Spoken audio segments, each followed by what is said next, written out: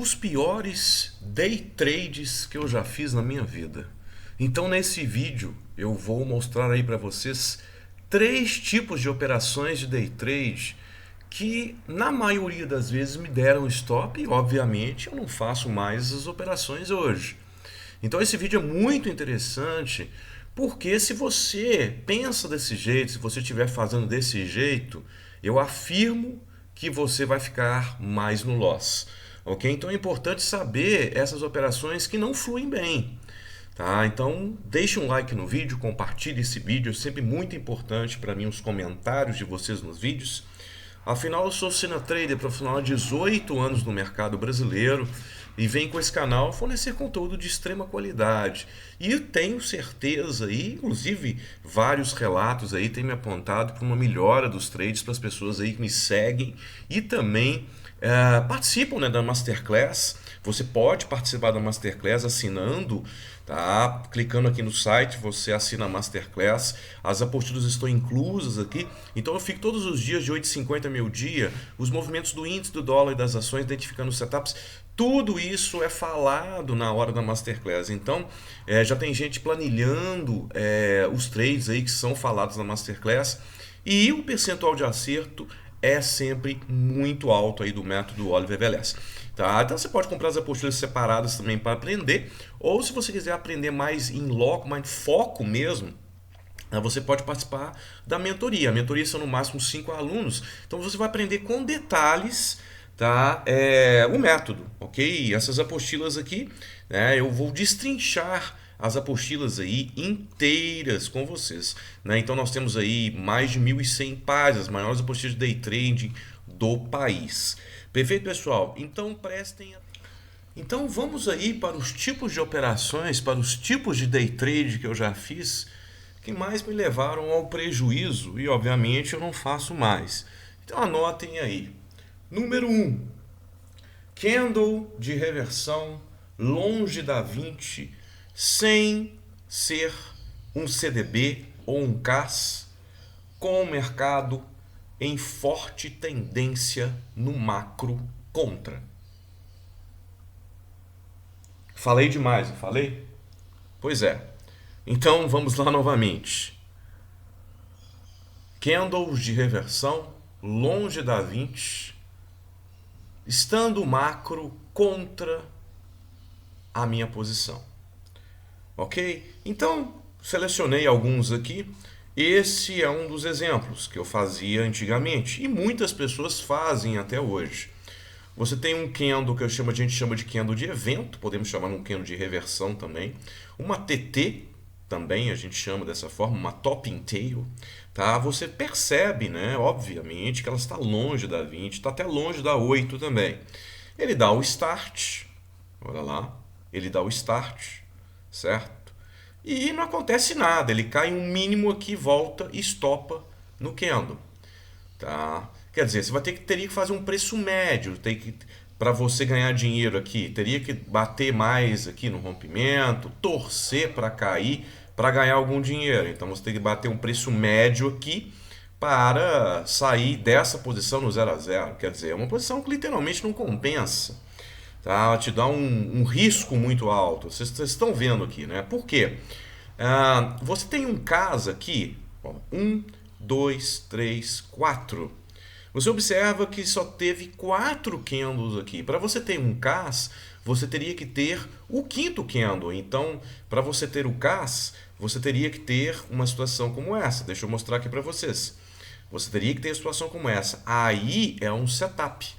Tá? Vamos supor que esse candle fosse até um pouco diferente, assim, fosse assim, tá? E aí sim eu tivesse um outro aqui, dessa forma. Aí eu teria 1, 2, 3, 4, 5, e isso é um CAS. Aí sim eu poderia fazer, quer dizer, fazer um trade de evento contra um macro. Tá? Só porque está longe da 20, tem um candle de reversão, não vale a pena. Tá? Não vale a pena. Vou mostrar, você mostrou um exemplo, vou mostrar outros. Tá? Então assim, eu vou para o macro para mostrar para vocês que em dia 16 de novembro eu estava numa forte força compradora aqui. O macro estava altista. Tá? Então eu vou mostrar vários exemplos para vocês. Vamos lá, vamos outro aqui. Ó, olha aqui, ó. Bem diferente, né, pessoal? Ó, bem diferente. Eu tenho uma média de 20 distante. Agora, só que aqui eu tenho um setup, certo? Eu tenho 2, 3, 4, 5, 6, 7, 8, 9, 10 candles. Quer dizer, a partir do quinto candle já poderia considerar um CAS. Aqui eu tenho um candle de evento, um candle de reversão, tá? Longe da 20. Mas aqui eu tenho um CAS. Aí é diferente. Aí é autorizado. O setup não é. Contra o macro também não é a melhor, mas aqui estou autorizado. Aqui tem um setup aqui, bem tranquilo, dá para operar dessa forma. Certo? Muito bem. Qual outra situação que nós temos aqui? Aqui deu certo, né? Só que aqui nós não estamos tão distantes assim da 20, né? Mas mesmo assim deu certo. Poderíamos dizer que um candle de evento aqui deu certo, mas não estaria tão distante da 20, tá? E ele desceu. Ok, vamos lá. Dá uma olhada nesse candle aqui, ó. Tá? Ele tem distância da 20? Claro que ele tem.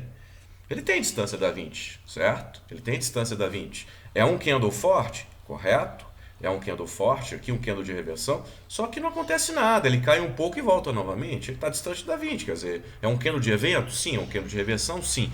Mas é um CAS? Não, tem 3 só. Você não deve pensar aqui em vendas, pelo contrário, eu estou pensando aqui em compras, nos 50% dessa barra, certo? Então, segunda situação aqui, mostrando para vocês que não é interessante, tá? E por aí vai, enquanto eu fico nessas condições, eu tenho um candle de reversão contra um macro longe da 20. Aqui eu não vou contar, né, pessoal? Aqui eu não vou contar porque aqui eu estou perto da 200, né? Então, obviamente, aqui serviria de suporte a M200. Mas eu tô falando desse trade quando ele está longe da M200. Deixa eu ir para trás um pouquinho. Longe, porque aqui que ele estava em tendência de alta. Longe da M20. Então, um candle de reversão longe da M20 contra o macro, sem ter a questão do CAS, eu não faço mais esse tipo de trade porque já deu muito loss aqui para mim. Obviamente, em alguns momentos ele vai dar certo. Então, se você pensar isso aqui como um candle de reversão, estava longe da 20, ele deu certo, pagou o suficiente para você ficar aí satisfeito. Eu estou falando na maioria das vezes não é legal. Já mostrei para vocês vários e vários exemplos. Então, candle de reversão sem ser um CAS longe da 20 não está entre a categoria dos meus piores trades aí quando eu estou contra o macro. Lembrando que nesse período aqui em novembro eu estava muito contra o macro. Observe que novembro todo eu estou operando contra o macro, novembro todo. Então, se eu pegar todo novembro, eu estou operando contra o macro e é o tipo de operação que eu não gosto de fazer aí, esses candles de reversão longe da 20, só porque tem. Aqui na própria apostila, né, pessoal? Se nós observarmos aqui na própria apostila, se eu vier aqui na questão do CAS, por exemplo, né? Se eu chegar aqui, ó, vamos lá, CDB e CAS, tá? 289. Tem exemplos, eu mesmo mostrando na página 289, convido a todos a adquirirem a apostila, inclusive, que eu tenho alguns exemplos lá que não são legais. Ó. Olha lá, outro exemplo aqui, ó. Só 4 candles verdes, ó. 1, 2, 3, 4, tem um candle de reversão aqui, não dá nada, estopa. Quer dizer, na própria apostila também, ó, mesma coisa também, olha lá. O contrário também é verdadeiro, ó. 1, 2, 3, 4 candles vermelhos. Eu tenho um candle de evento aqui, um candle de força compradora. Não vai. O candle, ele não vai. Por quê? Só tem 4 candles aqui. Certo? Então, candle de evento, candle de reversão, candle forte aí, longe da 20, contra o macro, sem ser o CDB, não dá. Quando eu falo macro, né, pessoal, que eu estava mostrando em novembro, nós passamos aqui por novembro super mega altista. Tá? Então o que acontece? Aqui, por exemplo, né, quando ele ficar aqui, é diferente. Tá? É totalmente diferente. Eu estou falando de contexto. Você fazer um candle de evento longe da 20 aqui é totalmente diferente de fazer um candle de evento longe da 20 aqui. Eu estou falando contra o macro. E esse candle de evento, nesse caso aqui, eu estou falando do candle de evento vendedor. Vendedor. Porque se eu tiver um candle de evento aqui comprador, a situação muda. ele não se torna o pior setup aí para day trade que existe. Tá? Então são situações diferentes, são situações que dependem aí realmente de contexto. Pois é, então são situações aí que realmente dependem de contexto. Ok? Muito bem. Então, o primeiro passou. Agora vamos aqui para o segundo tipo de day trade que mais já me deu prejuízo, que definitivamente hoje eu não faço. Tá? É tentar adivinhar, né? Na verdade, assim, operar qualquer setup nos extremos de uma congestão que já aconteceu para você tentar romper essa congestão. Então tem um exemplo muito interessante aqui no mini índice, por exemplo, nesse dia aqui, tá? Nesse dia. Você percebe que ao longo do tempo há uma formação de uma congestão no mercado. O dia começa esquisito e ele forma uma congestão. Dá para ver aqui? Tudo bem. O que acontece? Você percebe. Eu sei que muitas pessoas vão falar assim: ah, mas no início da congestão você toma stop primeiro. Nem sempre. Nem sempre. Dá para entender certos momentos que vão começar uma congestão, né? Por exemplo, esse dia aqui já deu a dica, tô time frame 2 minutos, já deu a dica. Ele abriu longe das médias, as médias acabaram encostando nos preços e ele se formou uma congestão aqui e não deu nada. Então você já sabe que aqui é uma congestão e não tem nada. Tá? Depois ele começa a expandir aqui, tá? Ele começa a expandir a congestão. Porém, você percebe que há uma tentativa aqui de rompimento de congestão, aí ele vai e começa a voltar, quer dizer, ele começa a fazer um código de barras aqui, quer dizer, a congestão continua a ser formada. Então vamos colocar aqui, ó, que você não conhece o gráfico pronto, né? O gráfico está pronto aqui, você não conhece as situações aqui, tá? Olha, vamos lá. Vamos lá. Você não conhece as situações aqui. Tá? O que acontece? Você está num dia de congestão, já deu para ver aqui, ele está tentando sair da congestão. Olha, veja bem, você já viu como é a congestão. Aqui é um Bear 180, certo? Então nós temos aqui um Bear 180. O conjunto é um Bear 180. É melhor você deixar passar esse trade. Então, assim, quando há uma congestão e você está nos extremos da congestão, deixa passar o trade. Certo? Deixa o pessoal aqui tentar bater, não seja você, eu não sou esse cara que vai romper a congestão. Deixa passar. É melhor você perder o trade do que acontecer uma coisa dessas e você não sabe o que fazer. Às vezes você trava aqui, se você travou deu certo, mas às vezes você deixa o trade correr e acaba tomando stop lá em cima, ele volta de novo, aí ele tenta subir de novo. Mais errado ainda, a meu ver, é quem, por exemplo, entrou aqui no rompimento de congestão para baixo, acabou tomando stop. E aqui depois, pode ser uma Haltz ou um VBS, por exemplo, o cara tenta entrar de novo para ir tentar pegar a congestão para cima, já que ele foi estopado aqui embaixo. Se você ainda... Eu não participo de rompimento de congestão, mas se você ainda participa, se você tomou stop de um lado, não tenta achar o outro não, que é pior ainda. Tá? Porque novamente ele vem aqui e te estopa. Quer dizer, literalmente essa situação de congestão está entre os piores trades que eu já fiz, que eu já não faço mais. Né? Então, definitivamente o rompimento de congestão no momento atual, na verdade eu tenho um bom tempo, eu não participo. Eu prefiro perder o rompimento de congestão e poder operar em outro momento. Eu posso até participar de uma congestão, se ela for um pouco mais ampla, tá? Mas não operar nos extremos, na ponta de tendência. Talvez os extremos eu tente buscar a ponta de contra-tendência, não a ponta de tendência, porque congestão você opera contra a tendência, né? Você vende topo e compra fundo. Tá? Mas realmente operar é muito ruim depois de definida uma congestão, não vale a pena ficar arriscando, igual por exemplo nesse momento os trades aqui, o trade acabou indo para cima, tá? Não vale a pena operar. Você vê que ele volta novamente, depois que ele pega uma tendência, certo? Esses estão aí também, esses trades de rompimento de congestão estão entre os piores trades, os piores day trades que eu já fiz aí e literalmente já não servem mais para mim. Certo? Muito bem. Vamos para o outro, pessoal. Vamos para o outro. Tá? Deixa eu colocar aqui no dólar para mudar um pouco de ativo. Vamos para o outro. Qual que é o outro? Terceiro aí. RBI e DBI muito afastada das médias, tá? Depois de um longo movimento. Então assim, RBI e DBI depois de um longo movimento anterior afastado das médias, certo? Exemplos. Essa operação aqui não me pega, tá, pessoal? Olha, pegou uma forte força compradora aqui, ficou longe das médias e tem uma RBI, tá? Cara, não vai continuar. Não vai continuar.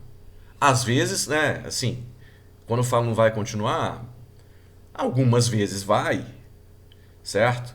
Mas não vale a pena o trade. Não vale a pena o trade. O trade está muito afastado da 20.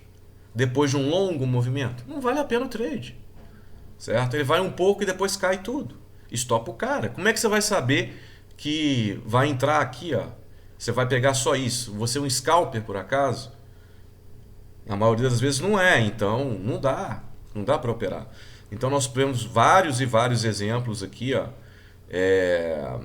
operar em RBIs, DBIs depois de um longo movimento, afastado das médias, tá? Não é um trade que me pega mais.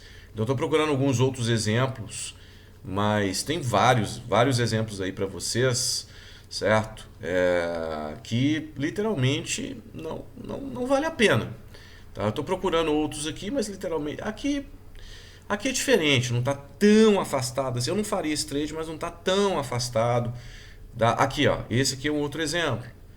Cara, esse não é o trade. Não é o trade. Você vê que ele ainda vai um pouco.